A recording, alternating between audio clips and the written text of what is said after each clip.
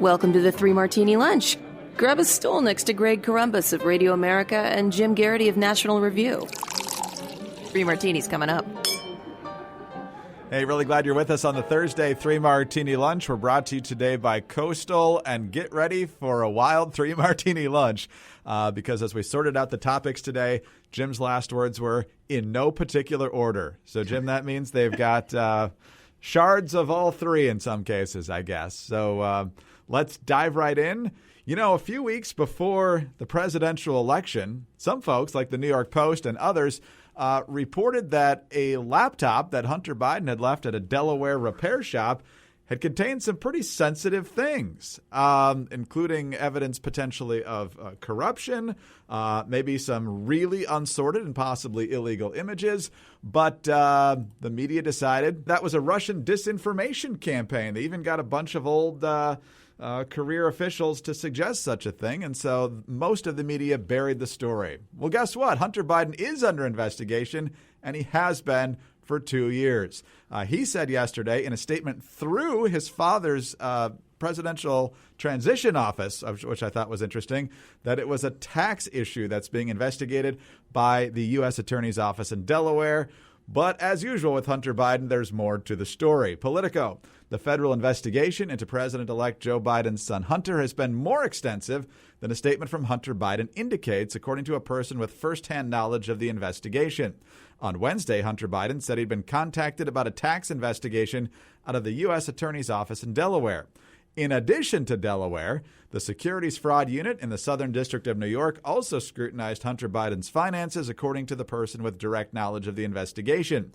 The person said that as of early last year, investigators in Delaware and Washington were also probing potential money laundering and Hunter Biden's foreign ties. In addition to the probe into Hunter Biden, federal authorities in the Western District of Pennsylvania are conducting a criminal investigation of a hospital business in which Joe Biden's brother James was involved. So, Jim, I guess you can bury some of these things for a while, but now they're bubbling up conveniently after the election for the Biden campaign. I don't know what the impact would have been had there been more coverage of it before people actually went to the polls on November 3rd. But what do you make of this coming out now, and what do you make of what's being investigated? Well, first of all, there's one little kind of cherry on top to add to this story. Jake Tapper talked about it on Twitter yesterday. Apparently, several reporters at CNN were indeed working on this story and reached out to the Biden campaign saying, it sounds something like saying, we hear the Justice Department is digging into Hunter Biden. What is your response, or what is your statement? And the response from the Biden campaign is, we have nothing right now, but give us some time. We'll get back to you. And shortly thereafter, the statement from Hunter Biden went out to the world. And it was one of those things where, you know, CNN, some people at CNN are really fuming about this because they thought they had an exclusive. And then the Biden campaign, in what appears to be bad faith, just, rushed out a statement to get ahead of the story to, blow up the exclusive that CNN said. Although probably right now, I can almost hear some listeners saying, maybe CNN should have been a little tougher on the Biden campaign back in this past year or two. Maybe, maybe these aren't such swell guys as your coverage seems to suggest. Look, those of us who've been paying attention to Hunter Biden and his career for a while are not surprised by this.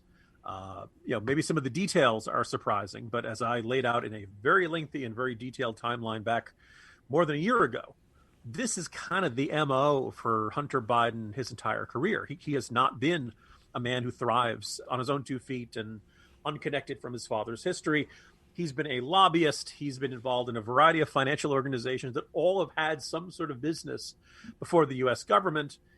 And it's just been one of those things where the moment somebody raised a question about this, the response from Joe Biden is, how dare you attack my family? That kind of sort of thing. Well, look, I don't think the FBI is attacking Biden's family. In fact, I think what seems to be a reaction, and some might even say an overreaction to the events of 2016. The FBI let this investigation go dormant for a while because they didn't want to be seen as, meddling in the election. Now it's okay to pick it up, and apparently it's looking pretty serious, and not just on mere tax stuff, because, Greg, taxes are so complicated, right? Man, everybody could louse that up. But money laundering and shady foreign partners and things like that. We'll see how this shakes out. Maybe the investigation goes nowhere, but certainly considering the checkered history of Hunter Biden and the sheer volume of shady foreign investment partners he's had over the years, the FBI in all likelihood is not, looking into this for blanks and giggles. They presumably look at this and see some sort of crime occurred here and that they intend to do this. And now they're in a situation where they kind of have to, right? You basically can't be lenient on someone just because he's the son of the president. So the Biden administration is going to enter office with a dark cloud above its head because the son of the president may be facing serious charges on money laundering. This sort of thing is not that surprising if you paid attention to Hunter Biden before the election. But we have just gone through a several month period in which this was seen ipso facto as not only attacking the former vice president's family. In today's Morning Jolt, I found examples of which they're attacking the child of the vice president. Greg, Hunter Biden turned 50 this year. I think he's fair game. Is that what you're saying? Yeah. Well, you mentioned 2016, and obviously that's a reference to, in the later stages of the campaign, Jim Comey informing Congress that he had reopened the Hillary email investigation because of what they had found on Anthony Weiner's laptop. And he knew when he did that it would probably go public. It did. And so the FBI was probably trying to avoid making itself the focal point of another story breaking late in the campaign.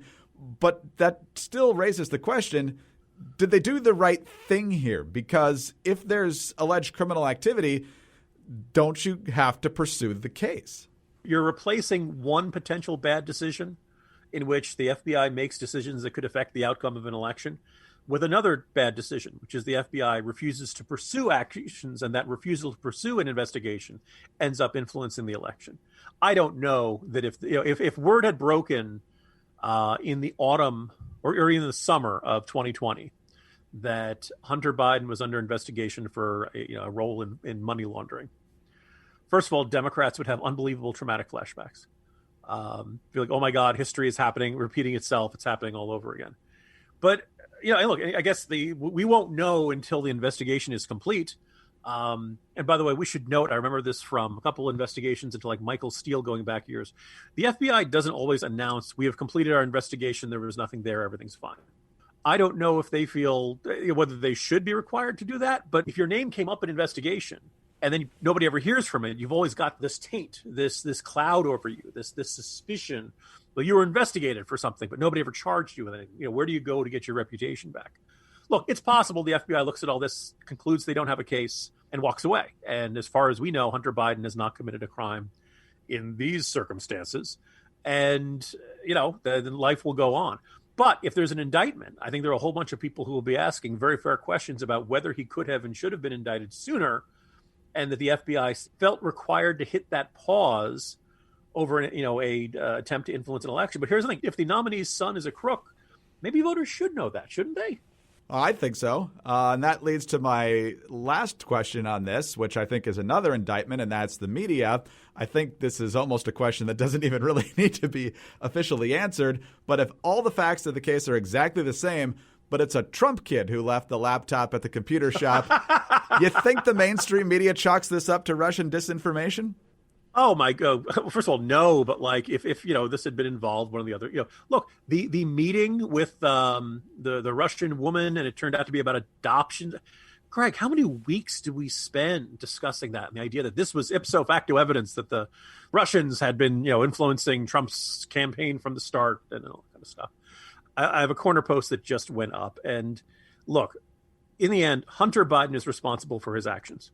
I think you can make a very strong argument that Hunter Biden has he's a tragic fights with addiction. He's got all kinds of bad decisions he's made with the strip clubs and child out of wedlock and his brother's widow. And it's a long litany of things Hunter Biden has done wrong in his life. That's not necessarily Joe Biden's fault, but I do think that being the vice president's son, and before that, the senator's son, probably insulated him from some of the full consequences of his bad decisions. And then I think there's a third step, and that corner post is about this, which is that, look, from 2001 to 2008, Hunter Biden was a partner in a lobbying firm. This wasn't completely uncovered, but this never made the cover of Time magazine. This never got the 60 Minutes treatment. This never got a full, in-depth, can you believe that the son of a senator is lobbying his father's colleagues? He says he never lobbies his father. His father says he's never done any favors for his son in legislation. But we don't have any, there's no way to prove that. And, that if there had been that coverage, maybe things would be different. That generally the mainstream media doesn't like airing the dirty laundry of Democrats, certainly not the way they enjoy it to the degree with Republicans. And as a result of that, I think this is worsened because there is no barrier for Hunter Biden to hit, metaphorically, until he slammed into a brick wall at 100 miles an hour. In other words, like each possible step, if there had been worse consequences, maybe his life would have taken a different turn. But there wasn't, in part because the media didn't want to make old Joe look that bad. And people in the Obama administration who had worries about it, had a hard time talking to Joe about it, and he'd suffered so much and all that kind of stuff. It was a perfect setup to cushion Hunter Biden from the consequences of his actions. You'd like to think the media will see clearly going forward here, but we know they won't. They're hopelessly biased in many cases. So that doesn't mean you don't have to see clearly, though. And that's why Coastal can be a huge help if you need glasses. And guess what? You don't even need to go to the optometrist anymore. You will need a prescription. But once you have that, you can do everything from your own computer. But sometimes, it's hard to know whether the frames at the shop are going to look right when you finally get them on your face. And you think maybe looking at those online, that's going to make that even harder. Actually, no. Coastal makes it really easy. You can browse and try on hundreds of frames without even leaving your couch. At Coastal.com, you can get prescription glasses starting at $9 with free shipping and 30-day risk-free returns. Plus, they have the most advanced virtual try-on technology that you'll find anywhere. You just turn your frames into sunglasses by testing out colored lens tints, or you can finally see what a cat eye or aviator glasses would really look like on your face right on your phone. Yes, you too can look like Joe Biden with those aviator glasses. With Coastal, you don't have to spend hours at the store or hundreds of dollars to get a new style. You just go to Coastal.com. You pick the frames you want, you enter your prescription details, and your glasses will arrive to you in just a few days.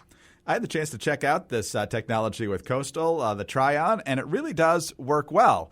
And I'm kind of a traditional guy, Jim. I don't know if you've picked up on that over the past 10 years or so. And a lot of the frames that are on the first page, they're kind of these trendy Gen Z type frames. Yeah, that's not me. So I needed something a little more traditional. I went through the process. It was very easy to pick them out, and you go step by step all the way through. And they do have not only 2,000 frames to choose from, but also 24-hour customer support, which Newsweek calls America's best customer service.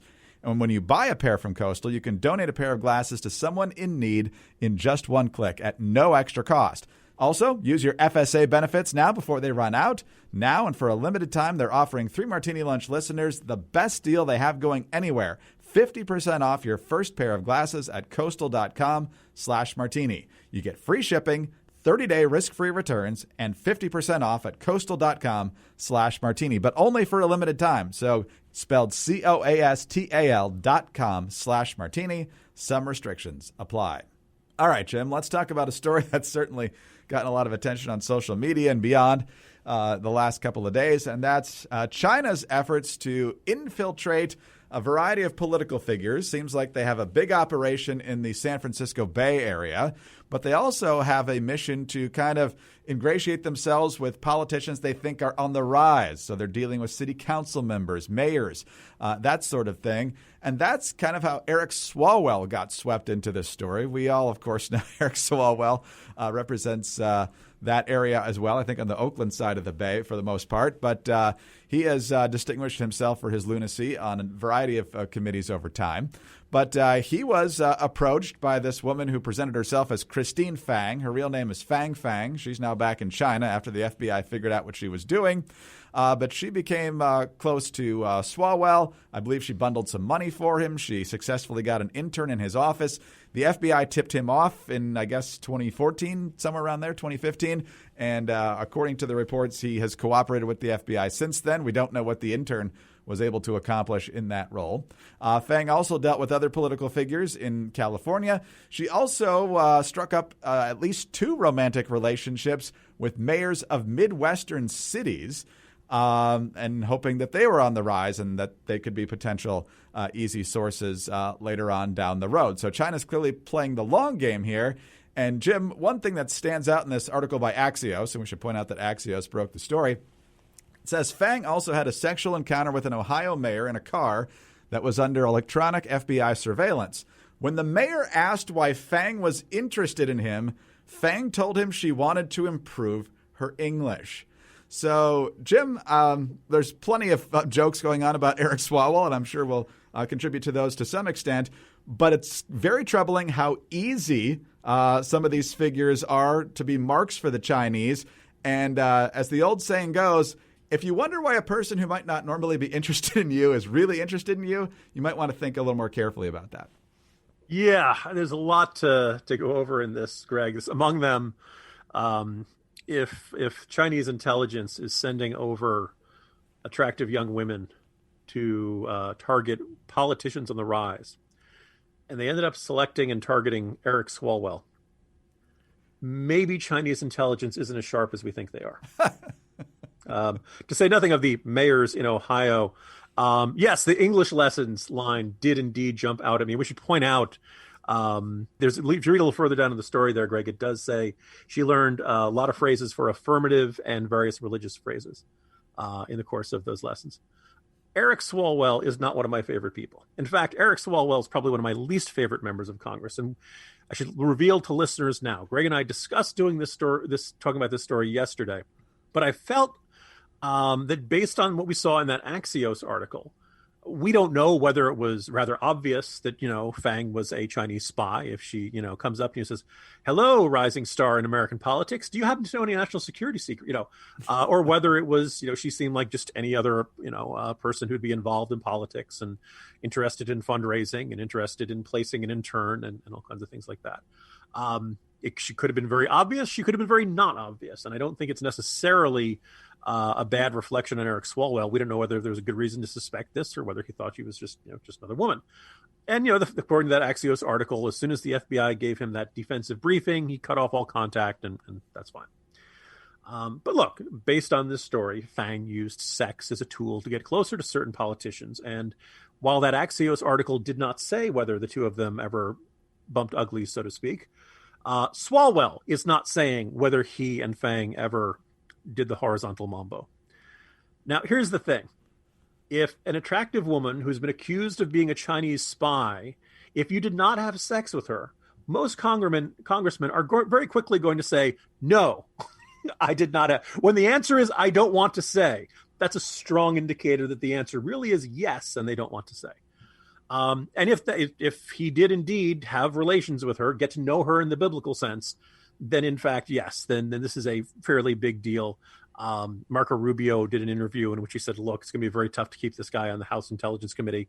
It's not a crime to have sex with a woman who turns out to be a Chinese spy, but it really makes you look foolish. It really makes you look naive. It really makes you look like you're, gullible and just, not someone who could be trusted with classified information and the sorts of secrets that certain congressmen are allowed to know. And I just picture the next, I know it's a very heavily Democratic district, so maybe this would come up in a primary, maybe this would come up in a general election. My opponent accuses me of being in bed with big business. But Congressman Swalwell was literally in bed with Chinese intelligence. And you can imagine all that kind of stuff. So I don't know if this will completely derail Swalwell's career in Congress. We've seen lots of people survive all kinds of egregious scandals like that. But for a guy who really had this buffoonish, narcissistic, not the sharpest knife in the drawer image beforehand, this is only going to damage it further. And I think at this point, he's probably pretty close to being a laughingstock, even amongst his fellow Democrats. Well, possibly, Jim, but he does represent a highly left-leaning district, so being tight with the Chinese might actually help him get reelected. I don't know. I have learned more about socialism. Yes. The perfect perspective on this is that apparently there's a statement from Senator Dianne Feinstein who said, come on, my Chinese spy just drove me around. Hey guys, it's Mock and Daisy from Chicks on the Right. We're excited to tell you about our podcast, the Mock and Daisy Common Sense Cast. From discussing topics like cancel culture, what's happening to our new generations, crises in our nation, and even some high-profile interviews, each week we touch on subjects that matter to us and matter to you. And we're not afraid to tell you how it is. So tune in every week to hear us talk about the things or even just get a good laugh. To find out more, go to our website, chicksontheright.com, or start listening on the Apple Podcast app, Spotify, or your favorite podcast app. Don't forget to leave a comment or review and subscribe. Well, that takes us perfectly to our final martini, Jim, because yes, Dianne Feinstein did have a driver who turned out to be a Chinese spy, not just for a little while. It was for years, possibly even a couple of decades, if I remember correctly. But now Dianne Feinstein is on the outs with the left. And the latest evidence of this is a long piece in The New Yorker written by Jane Mayer. You might remember her. She wrote a number of Kavanaugh hit pieces back during that process. I think she was part of the original story with Blasey Ford and possibly the accusation from the woman at Yale. But that's a whole different story. Now the story is that Dianne Feinstein has been slipping cognitively for a number of years. It's getting difficult. It's getting embarrassing for her staff, and it's really just time for her to go. That's the thrust of the story.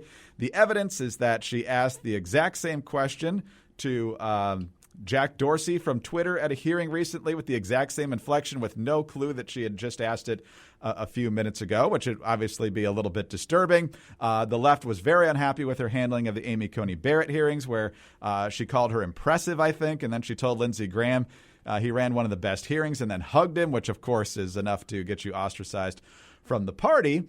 So now the push is on not only to get Dianne Feinstein to not be the top Democrat on the committee, which has already been achieved. She has now said she will not pursue that for the next Congress, and I'm pretty sure she was shoved in that direction. But now they say it's time for her to go. But here's the thing, Jim. Dianne Feinstein is 87 years old, and it's certainly not impossible that the cognitive decline is true. But she ran for re-election in 2018. She won quite handily. And in California's primary system, it's kind of a jungle system, and the top two vote getters go to the general election. It's not necessarily one from each party. And she ran against a guy who was actually challenging her from the left, a guy named Kevin De Leon, and she beat him handily. At that time, that would have been a perfect time, you think, for all of this opposition research on Dianne Feinstein's failing mental faculties to come out. But no, it's only when they think she botched the Barrett hearings. And, of course, she said late last year, which we've referenced a number of times, that she would not vote to change the filibuster rules, which could pack the court or get a number of other things accomplished if the Democrats were to control the Senate. So what do you make of this timing? You know, Greg, there's been this strange phenomenon. I'll say it's mostly been the Trump years. I knew she was in her 80s. I didn't realize she was 87. So let's just say that sometime after she became an octogenarian, Feinstein would have these little mini controversies, usually a day or two, where she would say something and then the next day insist she had not said it. And it didn't matter whether she was on camera or whether she'd been recorded. She would insist she hadn't said it. And then if at some point the reporter followed up, I think CNN's Manu Raju had one or two of these situations, she would just look very confused and insist that, and then kind of like, scuttle away. And this happened a couple times during the Kavanaugh hearings. And at one point she said she'd been pressured to go a certain way. And then they said, who pressured you? And she said, I never said I was pressured, when in fact she just had. And look, politicians lie a lot. If this discussion was about, Dianne Feinstein lies shamelessly, a lot of listeners would say, it's a day ending in a Y. It's not that extraordinary. But I think as these piled up, and it was interesting, they're very rarely would anyone take all of these examples and put them together all in one big article and say, here's why something's wrong with Dianne Feinstein. Wait, actually, I did that back in 2018 during the Kavanaugh hearings. Now, obviously, there's a lot going on then, but this was kind of there was now this pattern of Feinstein insisting she hadn't just said or done something she had just said or done. And it wasn't, I actually, from what you could tell, I don't think she was lying. I think she genuinely didn't remember what had happened. And look, she's getting up into her mid 80s. That's not shocking. That's not unthinkable. This is not, And so this I suspect is not, if not an open secret. The article certainly makes it suggest that this is Jane Mayer kind of makes it sound like, well, everybody's kind of known this. Some lawmakers have noticed it more than others. Feinstein has good days and bad days. Anyone who's had an aging parent or grandparent is familiar with that phrase. She has some good days and bad days. That's how people are when they're struggling with Alzheimer's or other mental and physical issues with aging. But I guess because she was a Democrat and because Democrats generally liked her and she'd been around, nobody wanted to tell her she had to quit. It was just, we were all expected to pretend we didn't notice these things. We were expected to pretend that things were fine and that Feinstein, who was played by Annette Bening in the movie a couple years back, that she was not doddering and unable to perform her duties. We were all just supposed to pretend we didn't notice these things. Until now, I guess Jane Meyer has decided it's okay to acknowledge Dianne Feinstein can't do the job anymore. She mentally is just not able to remember what she did from one minute to the next. I hope Dianne Feinstein lives to be 100 or more. I wish her nothing but good health and an enjoyable life for the rest of her days. But the U.S. Senate is not a retirement home. And if you can't do the job, you really shouldn't be there. We've been there before with other lawmakers. And this article mentions, well, what about Strom Thurmond? Yeah. Look, there are a lot of people who've been there and mentally maybe not been at at full capacity. We've had questions about a whole bunch of folks in our leadership. We have a lot of old leaders in Congress and across the country right now. But at some point, it really becomes too much, and to just pretend you don't ignore, too much to overlook, too much to accept. And I think we've reached that. So I hope Dianne Feinstein can be talked into retiring. Yes, I realize this means that Gavin Newsom would get to appoint not one, but two senators, which I don't really like that idea either. But I feel like we've all kind of been asked to sort of an emperor has no clothes sort of situation, a circumstance in which we can see someone deteriorating and we are being asked out of politeness to pretend we don't notice. And I think we're well past the point where we can be, fairly asked to do that, Greg. Well, that may be the case, but what do you make about the timing here? Doesn't this seem like... Oh, absolutely. If everybody... they wouldn't have mentioned this before, the hearings for Comey Barrett or anything like that. And by the way, it also is indicating that, everything from, do you remember the video of her telling the school kids came in to complain about climate change stuff? And Vaguely. She more or less told them to buzz off. It was, and if anything, that's like, oh, actually, I kind of like you, Senator Feinstein. I like her being feisty and cranky and not willing to be pushed around by a bunch of adorable school kids. Those kids did need to get smacked down like that. But yeah, look, she is not, I don't think you can necessarily say she's a centrist, but she's something of an establishmentarian and a traditionalist. And, doing things like hugging Lindsey Graham, really infuriate them on a level that it really shouldn't. So that's turned her into a villain over just like stupid, petty criteria. And now it's okay that's what makes it now okay to notice, hey, Dianne Feinstein is no longer the sharpest knife in the drawer. Feinstein, if she were to serve out her term, would be 91. She would go till January of 2025. Believe Chuck Grassley's up in 2022, and according to this article, he's seriously considering running for re-election. He is also 87 years old. And Jim Inhofe is 86. He just got re-elected. So we're still going to have some experience, shall we say, in the upper chamber. Jim? Greg, can we find the swimming pool from Cocoon? These guys need some rejuvenation real quick. So. Amazing. Have a great day, Jim. See you tomorrow. See you tomorrow, Greg. And it's going to be Friday. Jim Garrity, National Review. I'm Greg Corombos, Radio America. Thanks for being with us today. Don't forget about our friends over at Coastal, coastal.com/martini. We invite you to subscribe to the 3 Martini Lunch podcast if you don't already. We're very grateful for your kind reviews and your 5-star ratings. Also, remember, you can get us on those home devices. All you have to say is play 3 Martini Lunch podcast, and it will play just like that. Have a great day, and please join us on Friday for the next 3 Martini Lunch. Hi, it's Dana Lash, host of The Dana Show. Every day, I'm here to keep you up to speed on the most important stories and info that you need to know in your very busy life. And if you're always on the go and you want to stay connected, just download our daily podcast and take it with you. It's a great way to get up to speed on what you need to know and what legacy media may not be telling you. Visit danaradio.com and click on the podcast link or subscribe at iTunes, Spotify, or wherever you get your favorite podcasts.